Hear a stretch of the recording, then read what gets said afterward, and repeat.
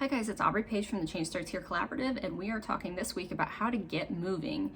And so for our caregiver tip this week, we're going to talk about heavy work. And heavy work is just like a phrase that floats around a lot, but I did not understand it a ton until I started looking into more of our different senses. And one of our senses that I did not learn when I was in elementary school was about proprioception, which is a really big word, but basically it means how our body feels like it relates to things in space. And if our proprioception isn't working very well, then we can feel like we're just kind of like floating and not grounded, which could obviously be stressful for both a child or an adult, because adults can have sensory challenges also, right?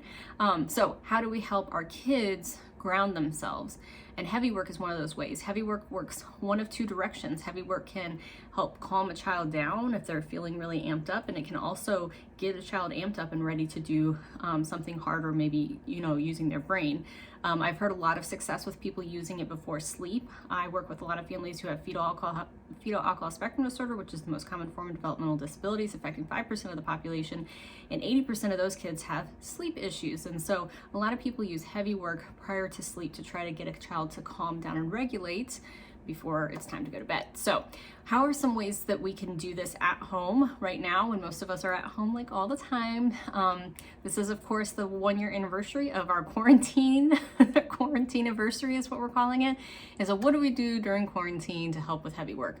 One of the initial ways that I saw this working well was using groceries. If you have an older child, you can ask them to bring in some groceries. And it's like instantly like, I do understand, but like it's crazy to watch it in person. So bringing in groceries can be helpful. Carrying laundry, so if they have laundry baskets, having them carry it versus you carrying it could be something that can be helpful for them. Maybe having them help with other people's laundry so that they feel like they're a helper and also they're getting their heavy work in.